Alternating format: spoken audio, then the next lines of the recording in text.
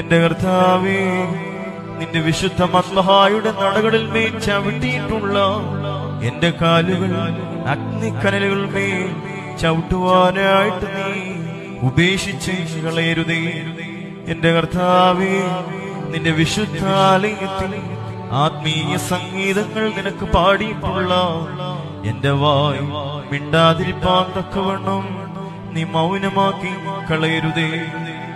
കർത്താവേ, നിന്റെ വിശുദ്ധ ത്രോണോസിനെ മുത്തിയിട്ടുള്ള എന്റെ അധരങ്ങൾ ജീവാഗ്നിയുടെ കടിഞ്ഞൂണുകളാൽ പൊത്തപ്പെടുവാൻ തക്കവണ്ണം നീ ആക്കി തീർക്കരുതേ.